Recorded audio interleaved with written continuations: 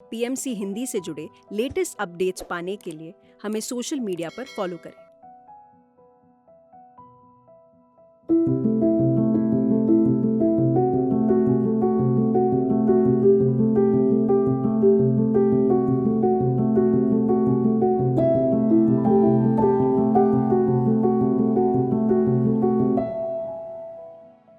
नैनम छिन्दन्ति शस्त्राणि नैनम दहति पावकः न चैनम क्लेदयन्त्यापो न शोष्यति मारुतः।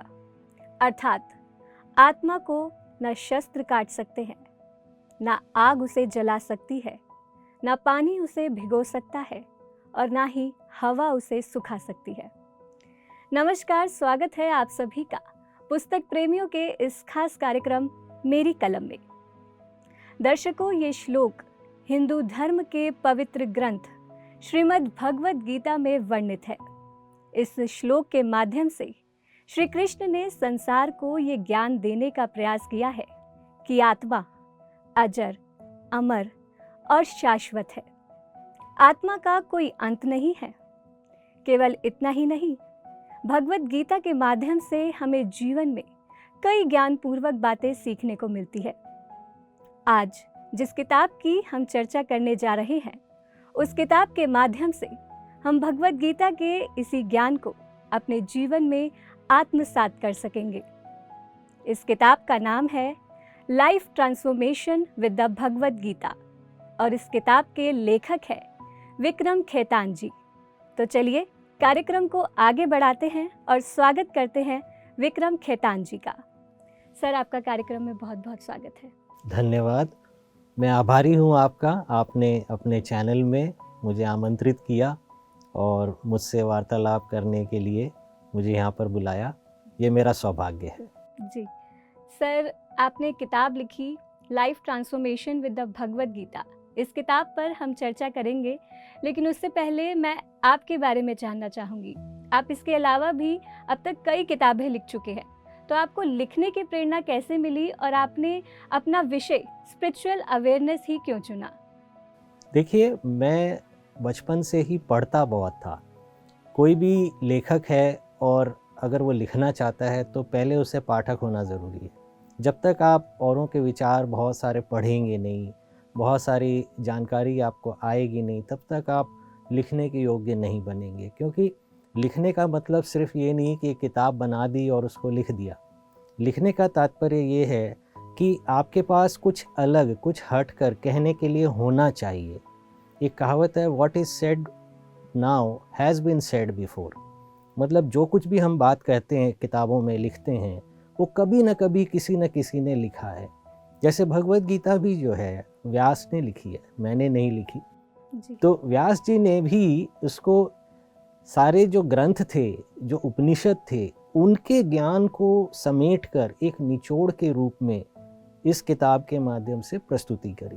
तो उनके पास कहने के लिए कुछ अलग भी था, हटके था और बताने के लिए बहुत गहरी विद्या थी, जो कि उपनिषदों से भी आगे आकर एक यूज़फुल किताब के रूप में लोगों के सामने आई। जी। तो मूल तौर पर अगर शिक्षण के बारे में बताएं तो मैं MBA इन फाइनेंस हूँ, मैं ब्लैक बेल्ट इन 6 सिग्मा हूँ और कॉरपोरेट जगत में मैं कार्यरत हूँ एक पद पर। तो ये मेरा एक प्रोफेशनल लाइफ है। इसके अलावा मेरे अपने समय में मैं बहुत सारा पढ़ता हूँ और थोड़ा बहुत लिख लेता हूँ। जी, थोड़ा बहुत नहीं सर, काफ़ी लिख लेते हैं आप। धन्यवाद। तो स्पिरिचुअलिटी क्या है, जैसे इंसान के जीवन में अलग अलग पड़ाव आते हैं। जैसे बचपन में खिलौने, थोड़े बड़े होने के बाद साथी, फिर और बड़े हो गए तो जीवन साथी, फिर और बड़े हुए तो प्रोफेशन आ जाता है, या अपना कह दीजिए वेल्थ क्रिएशन है, या आगे जनरेशन को संभालना है। लेकिन साथ साथ ना इंसान की एक अंदर से एक आध्यात्मिकता भी साथ साथ बड़ी हो रही है। भौतिक चीज़ों के साथ साथ आध्यात्मिकता भी बड़ी होती है। और जब वो एक ऐसी स्टेज पर आ जाए, आपकी स्पिरिचुअलिटी या आपकी आध्यात्मिकता एक ऐसी स्टेज पर आ जाए कि आप उसको अपने से अलग नहीं रख सकते, वो आपके जीवन का एक हिस्सा बन गया, तब इसके अंदर आगे आगे और कार्यक्रम होते रहते हैं। जी। तो सर, जो आपने बुक लिखी है life transformation with the Bhagavad Gita, तो आपके मन में क्या थॉट आया कि आपने ये सोचा कि मैं इस विषय पर जो है बुक लिखूंगा?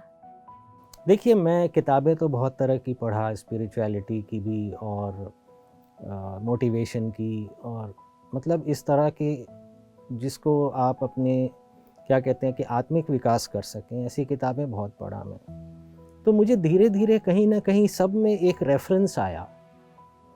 हर इवन वेस्टर्न राइटर्स ने भी, हर एक ने कहीं ना कहीं भगवद गीता का जिक्र किया है, किसी न किसी रूप में किया है।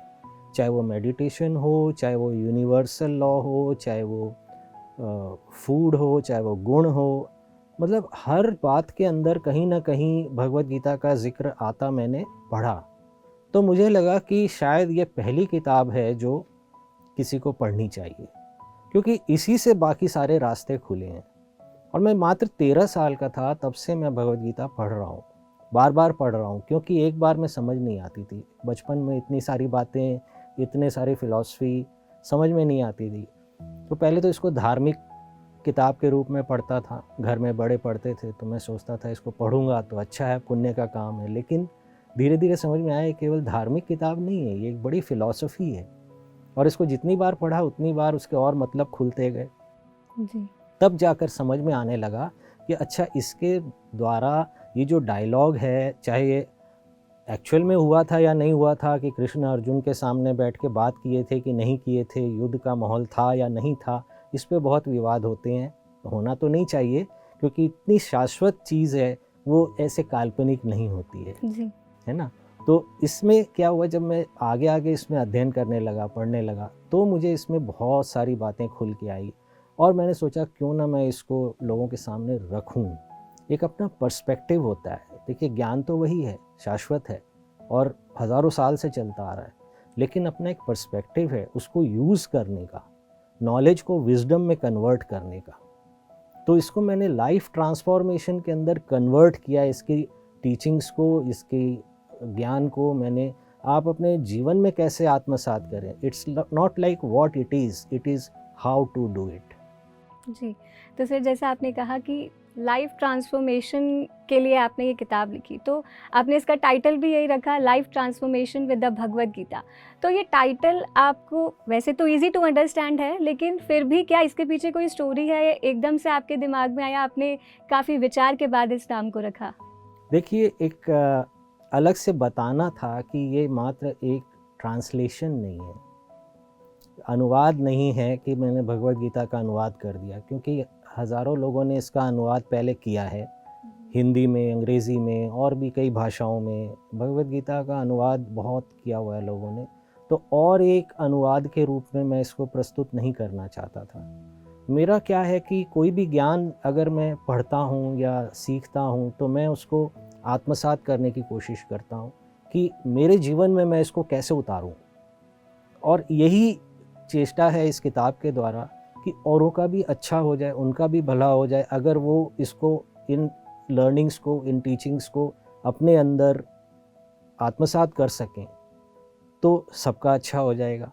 तो लाइफ ट्रांसफॉर्मेशन ही इसका ऑब्जेक्टिव है, केवल एक अनुवाद की प्रस्तुति नहीं है। वो तो आपने बहुत पढ़ी है और बहुत जगह पढ़ी है, अलग अलग अनुवाद भी पढ़े हैं। तो ये मतलब आपने जब ये किताब लिखी तो आपने सोच लिया था कि आप इसका टाइटल यही रखेंगे? जी हाँ। जी। तो सर, जैसे कि किताब का नाम है life transformation with the Bhagavad Gita, तो जैसे ही भगवद गीता वर्ड यूज़ होता है, तो कहीं ना कहीं दर्शकों के मन में ये सवाल ज़रूर आएगा कि शायद ये बुक जो है वो किसी धर्म से संबंधित है। तो ऐसे में जो नॉन हिंदू है वो इस बुक को कैसे पढ़ेंगे, क्यों पढ़ेंगे? मैं चाहूँगी दर्शकों को इस बारे में आप एक क्लियर मैसेज दें। देखिए, भगवद गीता का नाम सुनते ही लोग थोड़ा सा सहम जाते हैं। क्यों सहम जाते हैं? क्योंकि उनके अंदर में कुछ प्री सेट नोशंस हैं। अपने एक मन में एक उन्होंने बैठा रखा है कि ये कोई बहुत बड़ी धार्मिक किताब है, और जब हम बूढ़े हो जाएंगे और जब हम बिस्तर पे लग जाएंगे, तब मोक्ष के लिए या पुण्य प्राप्ति के लिए हम इसको पढ़ लेंगे।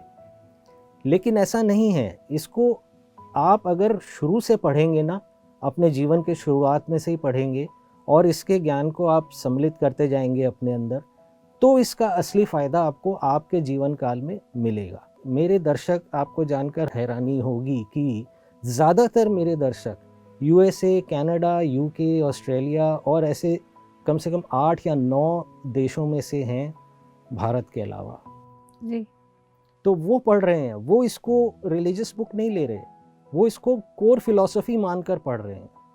मेरे ज़्यादातर पाठक वहीं से हैं। जी, तो सर जैसा आप कह रहे हैं कि आपके जो ज़्यादातर रीडर्स हैं वो फ़ॉरेन से हैं, तो क्या यही रीज़न है कि आपने इस बुक को इंग्लिश में लिखा है? जी हाँ, अभी क्या है, देखिए भारत में भी अंग्रेज़ी कोई फॉरेन लैंग्वेज नहीं है। भारत में भी इंग्लिश या अंग्रेज़ी एक और भाषाओं में जैसे एक आम भाषा बन गई है। हमारे बातचीत में भी उसके शब्द आते हैं। तो हाँ, मेरे पाठक बाहर के हैं और मेरी किताबें ज़्यादातर अमेज़न पे बिकती हैं, तो अंग्रेज़ी में बनाना उनके लिए सरल होता है। जी, तो सर अब जैसे ये बुक जो है वर्ल्ड वाइड जो है इसे पढ़ा जा रहा है, तो क्या परिवर्तन आएगा समाज में आपकी इस बुक को पढ़ने से? ना सिर्फ भारत में, इवन तक कि फॉरेनर्स इसे पढ़ रहे हैं, तो क्या परिवर्तन आएगा इस संसार में? देखिए, परिवर्तन किताब पढ़ने से तो नहीं आएगा। आप किताब को पढ़ेंगे और उसको आत्मसात करेंगे और उसको अपने जीवन में उतारेंगे, जी। तब परिवर्तन आएगा। तो जो जिस हद तक उसको अपने जीवन में उतारेगा, इन चीज़ों को पढ़कर और उसके गुणेगा, तो उससे परिवर्तन आएगा। सर आपने इस किताब में संपूर्ण भगवत गीता का वर्णन किया है, उसके 18 चैप्टर्स और उनके 700 श्लोकों को आपने जो है इंग्लिश में इसमें ट्रांसलेट किया है, लेकिन इसके साथ ही आपने हर चैप्टर के बाद एक डिस्कशन उस पे किया है, उसके बारे में उसके सार को डिस्क्राइब किया है और साथ ही कुछ एक्टिविटीज़ भी लिखी हैं। तो वो एक्टिविटीज़ आपने जैसे बोला कि अगर हम ये एक्टिविटीज़ करेंगे तो हमारे जीवन में परिवर्तन आएगा, तो ये आइडिया आपके दिमाग में कैसे आया कि आप ऐसे करेंगे और लोग जो है इसे फॉलो करेंगे तो उनको जो है इसका पूर्ण लाभ हो पाएगा? देखिए, पहले तो मैं बताऊं इस किताब का स्ट्रक्चर क्या है। जैसे पहले मैंने महाभारत की कहानी को बड़े संक्षेप में, मतलब बिना ज़्यादा उसको, ऐसे तो कहानी बहुत बड़ी है, लेकिन बिना ज़्यादा डिटेल में गए एक सीक्वेंस में लाया मैं कि कुरुक्षेत्र का जो समावेश हुआ दो तरफ की सेनाओं का, वो क्यों हुआ, कैसे हुआ। जब वो एक सीक्वेंस पर मैं लाता हूँ उस कहानी को, फिर मैं अपनी भगवत गीता को शुरू करता हूँ, जो कि उचित है। क्योंकि अगर आप समझ लीजिए कि जिनको महाभारत के बारे में बहुत ज़्यादा नहीं पता या भगवत गीता के बारे में बहुत ज़्यादा नहीं पता, अभी भारत में भी जब बच्चों से बात करते हैं तो उनको महाभारत की कहानी जो टीवी में कुछ देखा होगा, सीरियल में देखा होगा, थोड़ा बहुत उनको पता होता है, कैरेक्टर्स का नाम पता होता है, लेकिन बेसिक कहानी नहीं पता होती है। और ये जो एक मतभेद हुआ, दो परिवारों में मतभेद हुआ, ये क्यों हुआ, इसके पीछे जड़ क्या थी, तो उसको समझाना भी बहुत ज़रूरी था। जी। तो थोड़े से पन्ने उसके ऊपर हैं। उसके बाद मैंने क्या किया, जैसे एक एक श्लोक है, इसमें मैंने संस्कृत का श्लोक नहीं लिखा है, क्योंकि वो देखिए श्लोक रट कर और उसको उच्चारण करने से तो कुछ नहीं होगा, उसको समझने से ही बात बनेगी। तो मैंने सीधा एक एक श्लोक को समझाना शुरू किया है, ठीक है, उसको मैंने सीधा समझाना शुरू किया और उसके बाद मैंने डिस्कशन शुरू की उस पर कि ये जो पूरा एक अध्याय था, इस अध्याय से हमने क्या सीखा। उस डिस्कशन को हमने शुरू किया, कुछ उसमें विचार रखे। अब जैसे पहला ही अध्याय है, जब धृतराष्ट्र कहते हैं संजय से कि मामकाः पांडवश्चैव किम कुर्वत संजय, यानी कि मेरे बेटे और पांडवों के बेटे ये क्या कर रहे हैं, मुझे इसका वृत्तांत सुनाओ। तो क्यों सुनाओ, क्योंकि वे अंधे थे, वे देख नहीं पा रहे, उनके पास दिव्य दृष्टि भी नहीं थी। तो अब इस बात को मैंने ऐसे बताया है कि एक तो होता है जो फिजिकल अंधापन है, किसी के पास नेत्र में ज्योति नहीं है, ठीक है, वो अंधापन है। एक होता है दिमागी अंधापन, जिसको कहते हैं कि lack of wisdom, lack of vision. जी। तो मैंने इस तरह की चर्चा को उठाया है इसमें कि बहुत से लोग आंखों से देख सक रहे हैं, लेकिन आंखों वाले भी अंधे होते हैं। जी। जो विजन नहीं है जिसके पास, जिसको पता नहीं है कि मैं आज ये कर रहा हूँ तो कल इसका परिणाम क्या हो सकता है, कितना बुरा हो सकता है, बुराई करते हैं ना तो वो एक्यूमुलेट होती है, अच्छाई करते हैं तो अच्छाई भी एक्यूमुलेट होती है। तो उसका एक फ्यूचर विज़न नहीं है लोगों के पास, वो एक अंधापन है, उसको मैंने दर्शाया है, ना कि उसके फिजिकल अंधेपन को। तो आगे आगे भी इसी तरह से इसके अंदर में मैंने ऐसे ऐसे विषय उठाए हैं जिसके ऊपर में चर्चा करके एक जागरण सी होती है, एक चेतना बनती है कि हाँ ये बात थी जो इसके अंदर में छिपी हुई थी, उसको मैंने निकाला है बाहर। जी। उसके बाद एक सारांश है। सारांश के अंदर में मैंने पॉइंट्स दिखे कि हमने क्या सीखा। देखिए पूरा चैप्टर आपने पढ़ लिया, 700 श्लोकों की भगवद गीता है, 18 उसके अध्याय हैं, किसी अध्याय में 40 किसी में 80 श्लोक होते हैं, लेकिन 40 श्लोकों को अनुवाद पढ़ लिया, डिस्कशन पढ़ लिया, उसके बाद आपने क्या सीखा, तो वो एक व्हाट डिड वी लर्न करके एक पेज है, एक ही पन्ने में उसका सारांश है। जी। उसके अलावा हर अध्याय के बाद एक एक 4-4 एक्टिविटीज़ मैंने रखी हैं। वो सेल्फ एक्टिविटी है, वो किसी को बताने की या दिखाने की नहीं है, कोई पेपर भर कर दिखाने की भी नहीं है। तो इस बुक के द्वारा मैंने एक्टिविटीज़ को भी रखा है और इसके अंदर मैंने फ्री डाउनलोड करने के लिए भी फैसिलिटी दे रखी है कि आप एक ई वर्कबुक को डाउनलोड कर सकते हैं। उस ई वर्कबुक के अंदर में फॉर्म्स बने हुए हैं, ब्लैंक फॉर्म्स हैं और उसमें कुछ सवाल है, उसके आपको अपने मन से सोचकर सच्चा सच्चा जवाब लिखना है। You have to be true to yourself first. अगर आप खुद ही को धोखा दे रहे हैं तो फिर बात नहीं बनेगी। और ये किसी को दिखाने के लिए नहीं है, आपको वो वर्कबुक भेजकर मुझे नहीं दिखाना है या मुझे उसको वेरीफाई नहीं करना है, किसी को भी नहीं करना है। बट जब आप उसमें करते हैं ना तो बहुत सारा इंट्रोस्पेक्शन होता है, आत्माविलोकन होता है। जब आप उन एक्टिविटीज़ को करते हैं, उन सवालों के जवाब आप लिखते हैं, हाथ से लिख रहे हैं, तो एक इंट्रोस्पेक्शन होता है। और जब आप उस चीज़ का आत्माविलोकन करते हैं ना तो आपके अंदर जागृति आती है। जैसे कोई चीज़ आपको पढ़ के लग रहा है कि हाँ ये मुझे करना चाहिए लेकिन मैं नहीं कर पा रहा हूँ या नहीं कर पा रही हूँ, फिर आपको लगता है कि मैं करूँ। और जब आप उसको करने लगते हैं तो आपको उस चीज़ का फ़ायदा, उस चीज़ का बेनिफिट आना शुरू हो जाता है। तो एक्टिविटीज़ का तात्पर्य तो यही है और यही प्रोसेस है ट्रांसफॉर्मेशन का। जी सर, बहुत ही सुंदर तरीके से आपने समझाया, एक एक चीज़ आपने अच्छे से बताई कि कैसे आपने बुक की स्टार्टिंग में महाभारत लिखी है, उसके बाद आपने कैसे 18 चैप्टर्स को जो है वर्णित किया है, तो बहुत ही सुंदर तरीके से। और मैं आशा करती हूँ कि दर्शक भी जो हमारे इस वक्त देख रहे हैं और जिन्होंने इस बुक को पढ़ा होगा और जो आगे अब इस बुक को पढ़ेंगे, वो जो एक्टिविटीज़ आपने करने के लिए दी है उसके माध्यम से वो भी अपने जीवन में परिवर्तन ला सकेंगे। सर, भगवत गीता की बात करते हैं तो एक प्रधान जो विषय आता है वो आता है कर्म योग का, तो मैं चाहूँगी उसके बारे में आप हमें बताएं। देखिए कर्म योग को समझाने के लिए ही एक तरह से भगवत गीता का पूरी प्रस्तुति है। क्या है कि अर्जुन कर्म से विमूढ़ हो रहे थे और कृष्ण उनको समझाना चाह रहे थे कि तुम्हारे कर्तव्यों के अनुसार कौन से कर्म तुम्हें करने ज़रूरी हैं। और पूरा जो इसमें ज्ञान का प्रसार है वो इसी दिशा में है कि कर्म अनिवार्य हैं। हम ऐसे अगर बैठे भी हैं ना तो कोई ना कोई कर्म हम कर रहे हैं। हम सोच भी रहे हैं तो वो भी एक कर्म है, जो हम दिमाग में सोच रहे हैं वो भी कर्म है, और जो हाथों से कर रहे हैं वो भी कर्म है, और जो हम वाणी से कह रहे हैं वो भी कर्म है। तो कर्म तो अनिवार्य है। अब उसके परिणाम क्या होंगे वो जानना बहुत ज़रूरी है। Every action has consequences. हम कुछ भी कर कर हाथ झटक कर आगे नहीं बढ़ सकते। वो कर्म के कॉन्सिक्वेंसेस आपके साथ हमेशा चलेंगे और इसी चीज़ को समझना बहुत ज़रूरी है। और इसी से कृष्ण ये समझाना चाह रहे हैं कि आप जो भी कर्म करें विवेकता से करें, समझ कर करें, अविवेकपूर्ण कर्म को ना करें। और जो आप जिस भी पोजीशन में हैं, आप जो भी काम करते हैं, छोटा बड़ा कुछ नहीं है, लेकिन अपने काम को निष्ठा से करें, अच्छे से करें।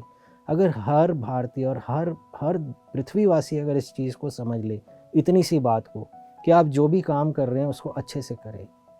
जैसे कृष्ण उदाहरण भी देते हैं कि सारे आदित्यों में मैं सूर्य हूँ, सारे वृक्षों में मैं अश्वत्थ हूँ।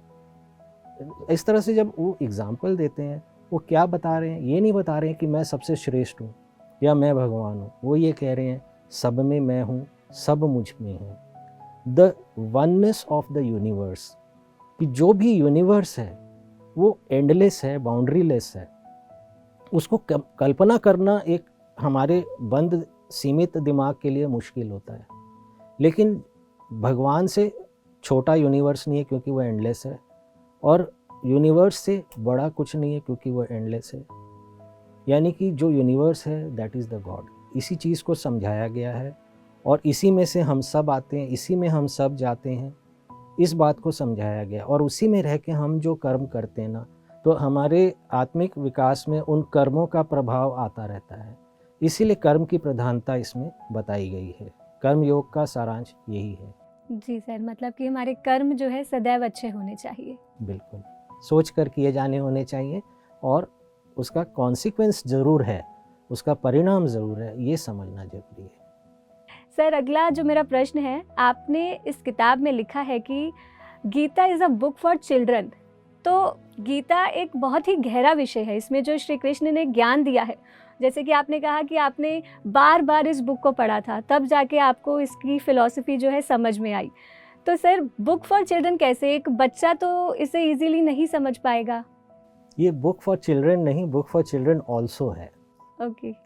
क्या है, जो बच्चे होते हैं ना, एक कच्ची मिट्टी होते हैं।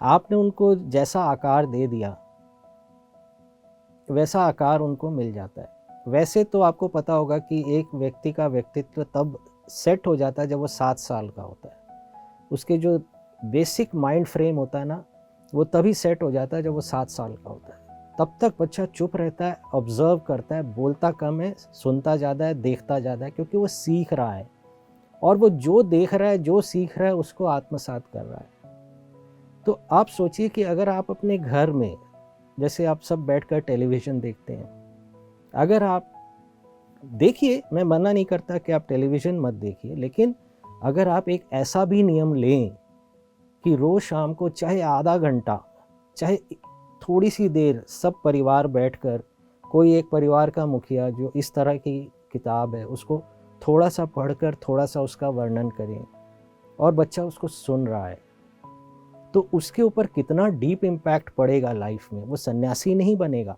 लेकिन वो अच्छा इंसान बनेगा, क्योंकि उसने वो वैल्यूज़ को सीखा है। आप देखिए, परिवार वो नहीं है जो एक घर में रहते हैं। परिवार वो हैं जिनकी वैल्यूज़ कॉमन है, एक दूसरे के रिस्पेक्ट कर सकते हैं। तो वो जब वैल्यूज़ को बच्चा अडॉप्ट करेगा और खुद पढ़ने लगेगा, फिर उसके मन में जिज्ञासा होगी। अब मुझे एक बार में समझ नहीं आया तो मैंने छोड़ थोड़ी दिया, मैंने उसके बारे में जिज्ञासा रखी और पढ़ने की कोशिश की। लेकिन रियल फ़ायदा मुझे तब मिला जब इंटरनेट आ गया। जब इंटरनेट आ गया ना, तो ज्ञान के दरवाजे खुल गए। जब किताबें थी तो कुछ किताबें थी, बस उसी को पढ़ लो आप, लेकिन इंटरनेट में इतनी किताबें आने लगी, इतनी किताबें आने लगी। आज के टाइम में अमेज़ॉन में कम से कम 33 मिलियन किताबें हैं। मिलियन 10 लाख होता है जी। तो कितनी किताबें हैं बाज़ार में, और कितनी किताबें लाइब्रेरीज में होती है, और लाइब्रेरीज़ में भी आप उसको अगर नहीं जाके पढ़ सकते या ख़रीद कर पढ़ सकते हैं, ख़रीद कर नहीं पढ़ सकते तो कम से कम इंटरनेट से पढ़ सकते हैं। लेकिन होता क्या है, this is an age of information. Information तो अथाह है। आप किसी को अगर इंटरनेट पे ढूंढेंगे ना कि भगवत गीता में बुराइयां क्या क्या, तो उस पर भी 10 पेजेस मिल जाएंगे। लेकिन इंफॉर्मेशन को प्रोसेस करके रखना नॉलेज है। प्रोसेस्ड इंफॉर्मेशन है वो नॉलेज है, और नॉलेज को अगर हम समझ कर और उसका सही उपयोग कर सकते हैं अपने जीवन में, वो विजडम है। तो इस बुक को बनाकर मैंने नॉलेज को असिमुलेट किया है, और इसके अंदर जो हाउ टू टेक्निक्स मैंने रखा है उसको ये विजडम को खोलने के, विजडम के रास्ते खोलने के लिए वो काम करता है। सर, एक और क्वेश्चन है, जैसा कि आपने इस बुक में लिखा है कि Gita is a nutrition guide, तो वो कैसे, मैं चाहूँगी इस बारे में भी आप बताएं। देखिए, गीता में बहुत सारा ज्ञान है, अलग अलग प्रकार का है।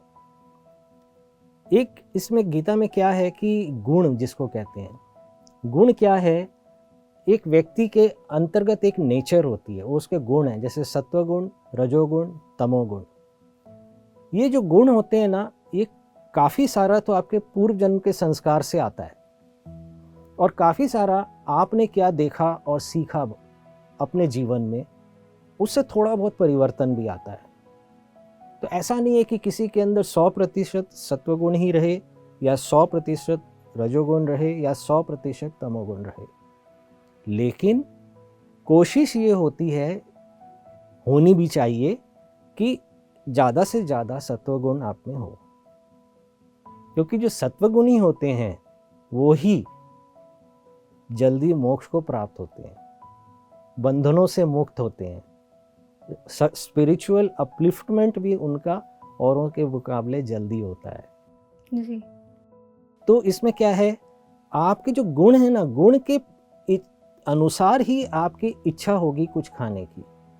जैसे आप में अगर सत्वगुण होंगे तो आप सात्विक डाइट लेंगे, आप में तमोगुण होंगे तो आप तामसिक डाइट लेंगे, और आप में रजोगुण होंगे तो आप राजसिक डाइट लेंगे। और सत्वगुण में किस प्रकार की डाइट होती है वो भी इसमें बताई गई है, और रजोगुण वाले किस प्रकार की डाइट पसंद करते हैं वो भी बताई गई है, और तमोगुण वाले किस प्रकार की डाइट पसंद करते हैं वो भी इसमें बताई गई है। जी। तो बताया इसमें सब कुछ गया है, आपको समझना है, आपको देखना है कि आपको इसमें से क्या अपनाना है। जी, साथ ही अगर आपको अपने गुणों को भी परिवर्तित करना है तो भी आप बिल्कुल कर सकते हैं चिंतन द्वारा। मेडिटेशन के ऊपर में तो भगवत गीता के अंदर इतना डेप्थ में बताया गया, और आपका चैनल तो ख़ास तौर पर मेडिटेशन पर बहुत काम करता है और बहुत अच्छा काम कर रहे हैं आप लोग। तो इसमें क्या है, भगवत गीता में भी मेडिटेशन के ऊपर एक पूरा अध्याय है, कैसे किया जाए, किन परिस्थितियों में किया जाए, उससे क्या हो जाएगा। तो बहुत सारी अच्छी बातें इसमें है, और उसको आप उसको कैसे देखते हैं, आप उसको कैसे अपनाते हैं, वो सारी बात उसी पर है। ये व्यक्ति के स्वयं पर निर्भर करता है कि वो इस बुक को कैसे पढ़ता है और क्या क्या इस बुक के माध्यम से वो अपने जीवन में परिवर्तन ला सकता है। बिल्कुल, और उस पे भी उसके जो गुण हैं ना वो हावी होते हैं। अगर आपको ये किताब पढ़कर अच्छी नहीं लग रही, तो आपको सोचना पड़ेगा कि कहीं आपके अंदर में सत्वगुण की कमी है क्या, और उसको अगर बढ़ाना है तो कैसे बढ़ाना है। जी सर, बहुत ही अच्छा। सर, अगला प्रश्न मेरा ये है कि आपने पूरे 18 चैप्टर्स इसमें लिख दिए, साथ ही साथ आपने इसमें एक्टिविटीज़ बता दी, और इतना अच्छा ज्ञान आज आप हमारे साथ साझा कर रहे हैं। आपने पूरा अपना जो भी ज्ञान था वो इस बुक के माध्यम से इस संसार के साथ साझा करने का प्रयास किया। तो सर, जब आप इस बुक को लिख रहे थे और इस बुक के पब्लिश होने तक आपने क्या क्या चैलेंजेस फेस किए, आपके माइंड में क्या क्या विचार आए, मैं जानना चाहूँगी इस बारे में। देखिए, पहले तो क्या होता है, जब आप एक स्पिरिचुअल लेवल पे पहुंच जाते हैं तभी आप ऐसी किताब लिखने का प्रयास करते हैं, नहीं तो मुश्किल हो जाता है। ये कोई दिखावा नहीं है कि आपने 4 लोगों से सुन लिया और उसको लिख लिया, ऐसा नहीं हो सकता है। क्योंकि इतने बड़े ग्रंथ को लिखना, और अगर ये सही ना हो तो कोई आपको चैलेंज भी कर सकता है, तो ये बहुत ध्यान रखना पड़ता है। और दूसरा, इसमें हालांकि मैंने इसमें अपना पर्सपेक्टिव लिखा है कि कैसे मैं इसको देखता हूँ, कैसे मैंने इसको समझा है, लेकिन इसका मतलब ये भी नहीं होना चाहिए कि मेरा पर्सपेक्टिव जो है बिल्कुल दुनिया से बाहर हो, जो लोगों को उसके साथ में रिलेट ही ना कर पाएँ।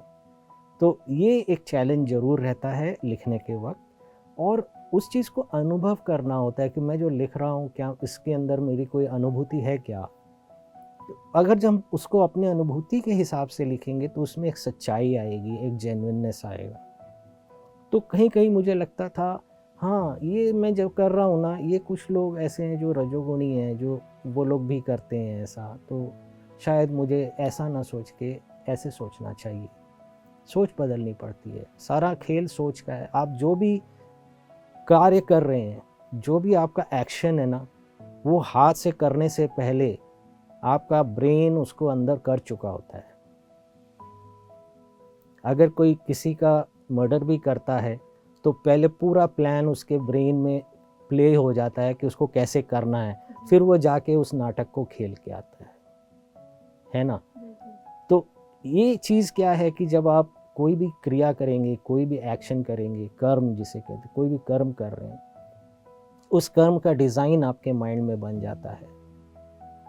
और जब वो आप उसको लिख रहे हैं और पढ़ रहे हैं तो साथ साथ एक सेल्फ एनालिसिस चलती है एक राइटर के लिए कि मैं ये जो लिख रहा हूँ, चैलेंज ये नहीं है कि मुझे टोटली सत्वगुणी बनना है। चैलेंज ये है क्या कुछ है जो अपनी ही टीचिंग से मैं अपने आप को सुधार सकता हूँ। अपनी गलतियों को पहचानना सबसे ज़्यादा जी ज़रूरी हाँ, है। और उसको पहचानना और स्वीकारना। जी। एक तो ज़्यादातर होता क्या है कि इंसान अपनी गलती को न तो मानता है न स्वीकारता है। चलो आप दूसरे के सामने नहीं मानते, कम से कम स्वयं को तो झूठ ना बोलें, अपने आप से तो सच्चे हो जाएं, खुद अंदर आत्मावलोकन करें कि हाँ, जो मैं हूँ वो मैं हूँ और मैं कैसे अपने आप को बेहतर बना सकता हूँ। तो सर, अब जो ये किताब है, न केवल ये रीडर्स के पास है, साथ ही साथ इस कार्यक्रम के माध्यम से हमारे दर्शक भी जो है इस किताब का ज्ञान प्राप्त कर पा रहे हैं। तो सर, मैं ये जानना चाहूँगी कि किताब लिखने से पहले और किताब लिखने के बाद आपके जीवन में क्या परिवर्तन आए? आप कैसा फील कर रहे हैं आप अपनी जो ये ज्ञान है दुनिया के साथ साझा करके? देखिए, बहुत लोगों ने जिन्होंने ये किताब पढ़ी और मुझसे मिले, तो उन्होंने अपने फीलिंग्स अब शेयर की मेरे साथ। ख़ास तौर पे जिनको मैंने वर्कबुक्स दी और उन्होंने डाउनलोड कर ली थी उसको, और जब उन्होंने उस वर्कबुक को किया तो अलग अलग तरीके से उन्होंने इस वर्कबुक को आगे भी यूज़ किया। जैसे एक टीचर ने मुझे बताया कि उन्होंने बच्चों को समर हॉलिडे होमवर्क में मेरे वर्कबुक से ही कुछ क्वेश्चंस लेकर एक प्रश्न बनाकर उनको प्रश्नावली दी उनको कि इनका जवाब लिख के लाना। तो जब मैं देखता हूँ कि हाँ, लोग इसको वास्तव में अपनी ज़िंदगी में उतार कर और इससे उनको फ़ायदा हो रहा है और वो आके कह रहे हैं कि हमें इस चीज़ का लाभ हुआ, तो अच्छा लगता है कि हाँ, मैंने जो काम किया वो सही उद्देश्य से किया था और वो सही जगह तक पहुंच रहा है। अब जैसे आपने भी मेरे काम को देखा, सराहा, मुझे अपने चैनल पे बुलाया, तो ये मेरे लिए एक सम्मान और गौरव की बात है कि इतने बड़े प्लेटफॉर्म पे आपने मुझे बुलाकर इसके बारे में चर्चा की। तो कहीं आपको ये किताब पढ़कर कुछ अच्छा लगा होगा, कुछ समझ आया होगा कि हाँ, ये आपके योग्य है। तो इस तरह से जब सराहना देखते हैं अपने काम की, तो आगे इस क्षेत्र में और काम करने के लिए प्रेरणा मिलती है। तो ये तो एक अच्छी अनुभूति है। जी। सर, मैं चाहूँगी जाते जाते आप हमारे दर्शकों को भी कोई संदेश दें जिसके माध्यम से उनकी लाइफ भी जो है ट्रांसफॉर्म हो सके। देखिए, कोई भी किताब आप पढ़ते हैं, सभी किताब पढ़ने योग्य होती हैं और अच्छी होती हैं, लेकिन आप ये देखिए कि आप जो पढ़ेंगे और उसी से आपका जो माइंड सेट है वो डेवलप होगा, और जैसा माइंड सेट डेवलप होगा वैसे ही आपके कर्म होंगे और कर्म के अनुसार ही आपकी गति है।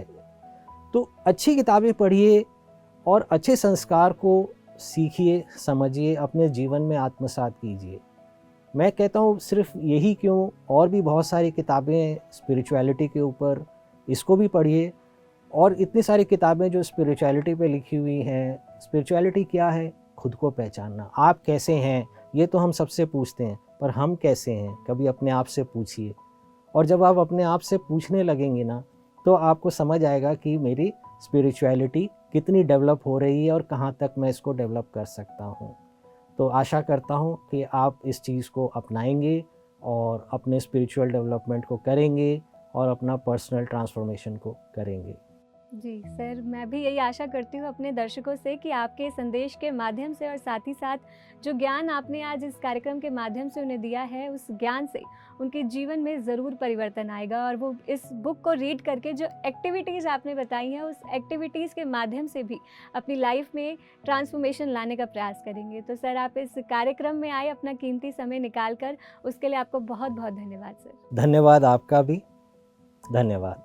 तो दर्शकों, हर धर्म के व्यक्ति को इस किताब को पढ़ना चाहिए, क्योंकि ये किताब हमें हमारे कर्तव्यों का पालन करना सिखाती है, हमें सत्य के मार्ग पर चलना सिखाती है, हमें जीवन जीने की शिक्षा देती है। इस किताब के माध्यम से हम अपने जीवन को परिवर्तित कर सकते हैं, अपनी लाइफ को ट्रांसफॉर्म कर सकते हैं। इसी के साथ आज के लिए बस इतना ही। फिर मिलेंगे अगले कार्यक्रम में किसी अन्य लेखक के साथ। तब तक के लिए देखते रहें PMC हिंदी चैनल। नमस्कार। PMC हिंदी, बदले जीवन।